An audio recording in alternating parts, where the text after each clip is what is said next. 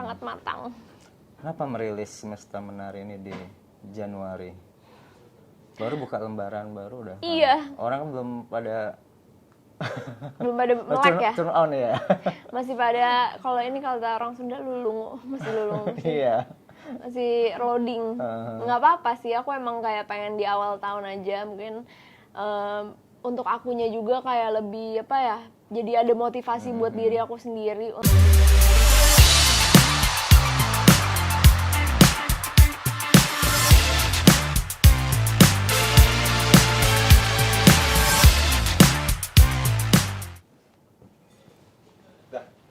Udah? Ya.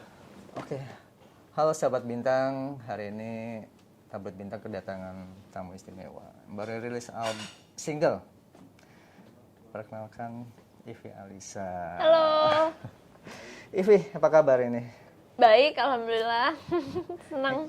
Akhirnya main lagi ke Bintang setelah lama ya? Udah lupa terakhir kapan nih. Dan kayak waktu aku rilis album, habis itu belum sempat main lagi ke sini, dan sekarang alhamdulillah ada kesempatan main lagi. Baru beberapa hari lalu ya rilis single. Bisa ceritakan Ivi prosesnya setelah 2 tahun ya mengendap ya? Iya. Dalam pandemi. Iya. Nah, jadi aku baru rilis single berjudul Semesta Menari. Kalau ada yang belum tahu di sini, baru banget rilis beberapa hari yang lalu lah Jumat pokoknya. Ya? Iya, hari Jumat tanggal 6. Terus berbarengan waktu itu sama rilis musik videonya juga. Jadi bisa disaksikan di YouTube channel aku, Ivi Alisa. Dan itu proses 2 tahun itu, ya seperti yang kita tahu ya, pandemi kan bikin stuck semuanya. Jadi aku emang kayak mostly jalan digital aja. Tapi ya off-air gitu juga nggak jalan aku kan. Karena ya mau off-air di mana, cara-cara juga nggak boleh buat gitu. Ada keramaian juga nggak boleh gitu, jadi lumayan trik itu bikin acara. Jadi waktu itu aku siasati ketika aku rilis album ketika pandemi, akhirnya ya udah bikin live sessionnya online, terus juga bikin banyak aktivasi sama fans aku secara online juga gitu. Terbilang nekat ya rilis album di pandemi ya? Lumayan. Apa emang dipikirkan waktu itu? Karena prosesnya udah terlalu lama ya, jadi dari 2017 kan waktu itu start solo, 17, 18, 19, 20, jadi kayak masa udah 4 tahun juga nggak punya album gitu loh, jadi kayaknya emang harus sekarang gitu ketika waktu itu. Jadi akhirnya ya udah bismillah deh, daripada maksudnya aku tunda lagi terus akunya sendiri jadi udah nggak excited sama karyanya, mungkin karena udah terlalu lama nih gitu. Jadi emang menurut aku itu karyanya emang harus sudah dikeluarkan, jadinya ya udah. Tapi alhamdulillah sekarang sih udah kedapetan manggung-manggungnya ya. Dan Semesta Menari ini? Semesta Menari ini adalah perkenalan aku menuju album kedua ya, insya Allah. Jadi ini bukan di album yang kemarin dirilis itu? Bukan, beda lagi. Ini benar-benar baru, dan juga secara warna musik juga ada perbedaannya sedikit gitu. Karena beda produser juga. Yang pertama kan Gerald Situmorang, terus yang kedua ini aku bekerja sama Ari Renaldi, produser dari Bandung. Dia yang memproduseri banyak artis juga, mungkin Tulus, Yura, terus siapa lagi ya? Banyak deh, Kang Ari, Maudy Ayunda, dan lain-lain. Dan akhirnya aku memilih Kang Ari Renaldi ini karena sesuai dengan visi misi aku di album kedua ini gitu. Aku pengen. Kenapa judulnya Semesta Menari? Ini menarik nih kan, bahasa dari pemilihan bahasanya juga nggak awam gitu loh.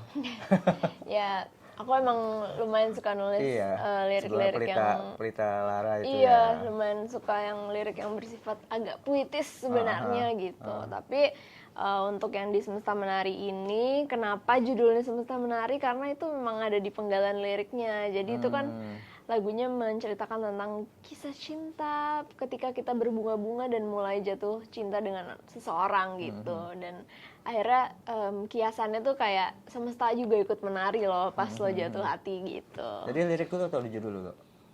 Aku lirik dulu. Lirik dulu? Iya. Bahkan tadinya tuh judulnya Rembulan Pun Tahu, terus kayak panjang amat ya judulnya gitu. Akhirnya aku cari yang lain, nah ini kayaknya bagus nih gitu, jadiin highlight.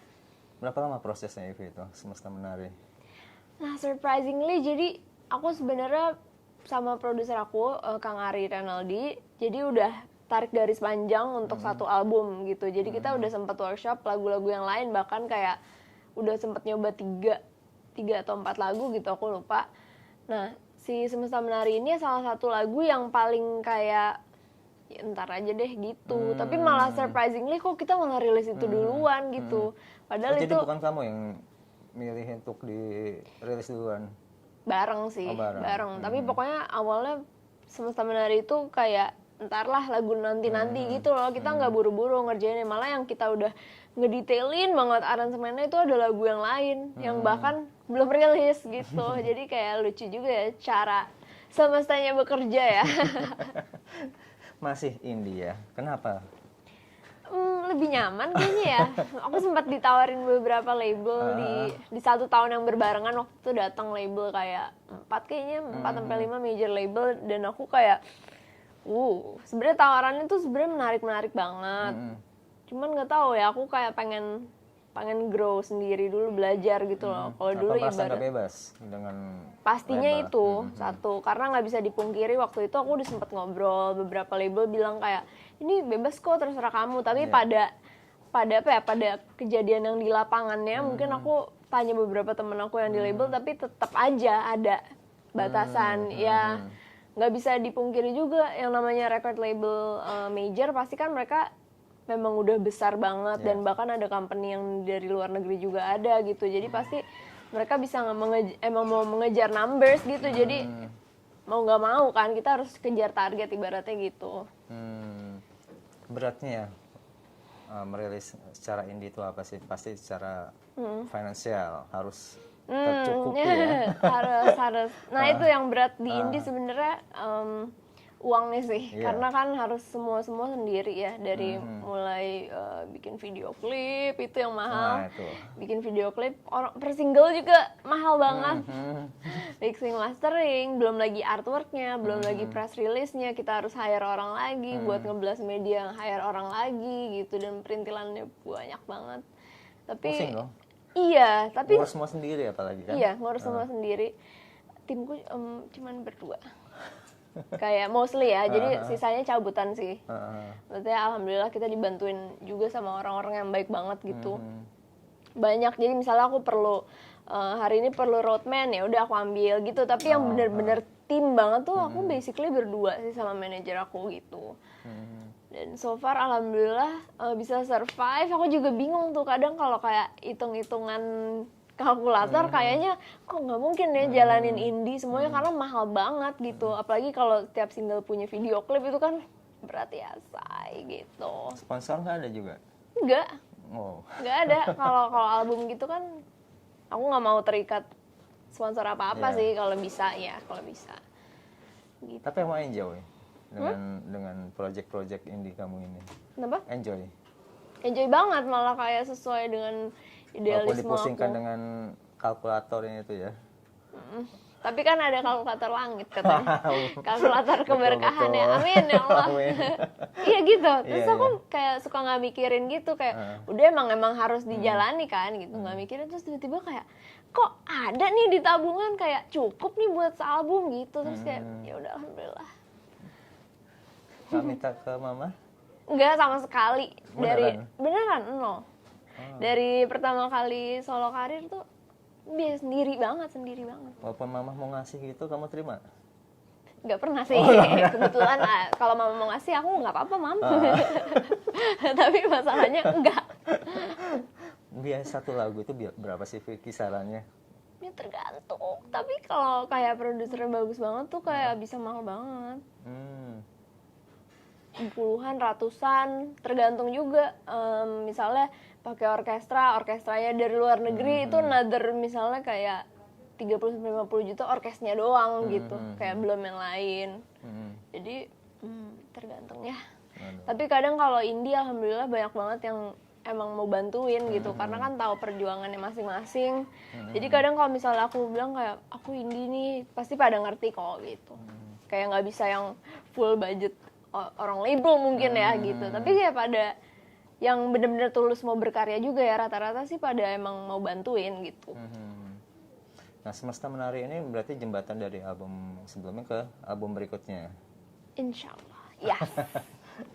Iya, jadi Udah punya warna tabungan lagu-lagu berarti? udah ada sekitar 6 atau 6 lah yang aku udah yakin banget. Sisa 2-nya tuh masih kayak bongkar pasang terus gitu. Karena kan kalau bicarain soal album tuh ibaratnya kayak bikin klaster rumah gitu ya. Jadi kayak rumahnya harus beda-beda tapi kayak tetap dalam satu klaster rumah gitu. Ngebayanginnya sih kayak gitu. Jadi emang harus tarik panjang banget dari awal gitu. Jadi bukan yang kayak single satu nanti takutnya belang-belang kan gitu. Jadi tetap tarik garis panjang. Dan juga kalau album tuh banyak faktornya lah, kayak misalnya ngomongin dinamikanya lagunya, kan nggak mungkin semuanya lagu slow terus atau lagu cepet terus, kayak tetap harus ada dinamika. Terus tema lagunya tuh mostly tentang apa, misalnya kayak udah kebanyakan nih tema riang, berarti coba deh tema-tema yang sedih-sedihnya belum ada nih untuk dinamika satu album orang dengerin dari track 1 sampai selesai gitu. Berarti harus dipikirkan banget gitu Sangat matang. Kenapa merilis Semesta Menari ini di Januari?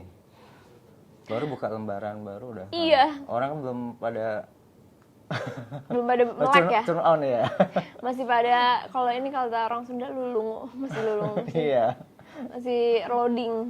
Nggak apa-apa sih, aku emang kayak pengen di awal tahun aja mungkin untuk akunya juga kayak lebih apa ya, jadi ada motivasi buat diri aku sendiri untuk yaudah semangat yuk 2023, kayak please semoga aku bisa comeback dengan 100% yang kayak bener-bener full kapasitas aku gitu. Jadi aku ngerasanya kayaknya bagus untuk mental aku juga untuk merilis di awal tahun, biar kayak udah Ivy mulai berkarya dan mulai lanjut lagi nih setelah 2 tahun ini, bisa dibilang cukup slowing down gitu.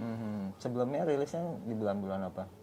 Sebelumnya nggak pernah Januari, karena banyak orang yang bilang kalau rilis di Januari itu haram hukumnya. Itu di kalangan musisi begitu?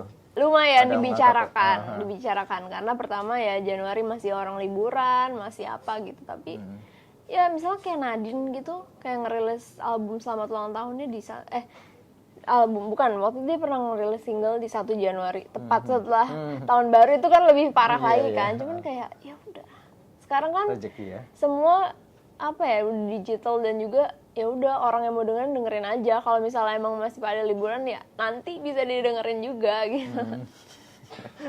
Nah, Ivy project selanjutnya apa nih yang pengen ada di pikiran Ivy? Project selanjutnya, kemarin kan aku juga habis jalan tour tuh ke 4 kota. Itu menarik tuh, kayak konsernya dari kota ke kota di indoor seperti itu. Terkonsep banget gitu. Iya, aku memang pengen itu. Jadi pas kayak intimate ya? Iya banget. Setelah 2 tahun itu emang pengen bikin tour. Terus aku belum tahu nih skala pendengar aku tuh sebanyak apa sih. Terus jadi aku akhirnya kayaknya aku mau lebih intimate biar emang beneran deket gitu loh sama penontonnya. Terus ya udah, turns out kayak aku seneng banget sama hasilnya.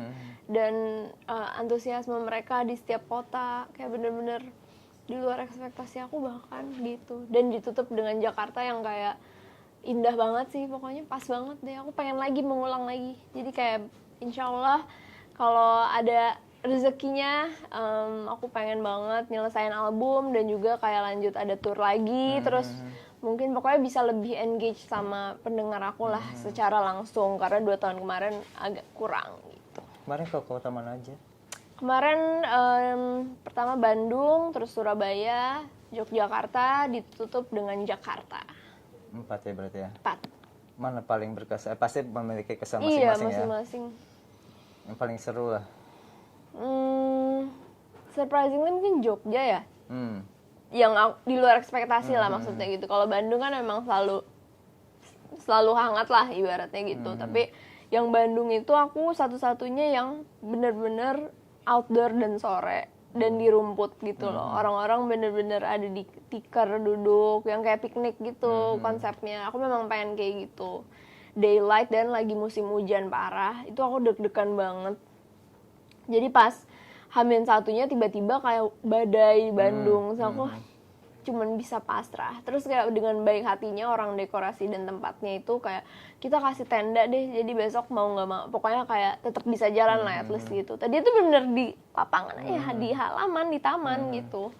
Terus dengan baik hatinya dikasih tenda dan alhamdulillah besoknya cerah. Aku juga ya Allah, Nggak pakai pawang kan? Alhamdulillah enggak pakai pawang masalahnya gitu, dan emang lagi mendung-mendungnya, lagi gloomy banget Bandung ketika itu. Terus kalau Surabaya serunya lagi beda lagi karena di situ aku bener-bener pakai piano upright. Terus itu yang nyanyinya paling kencang tuh di Surabaya tuh orang-orangnya. Kalau Jogja secara skala penonton rame banget. Waktu itu 100 orangan di tempat yang lumayan intimate gitu, makanya itu packed banget sih, 150, 100-an lah pokoknya. Di situ terus ya surprisingly indah banget juga, malam-malam outdoor terus di bawah bulan purnama. Bener-bener pas aku lihat, oh di atas lihat udah Pas romansa, banget ya. iya. Pas balik ke Jakarta ditutup dengan konser di auditorium. Nah itu yang paling kayak mungkin secara tempat paling proper lah gitu, di gedung pertunjukan. Terus juga orang duduknya juga bener-bener free sitting yang kayak gitu di auditorium gitu. Nama tempatnya Ivy juga. Oh, namanya di Jogja Di itu. Sarinah, Oh, Sarinah. Tamrin.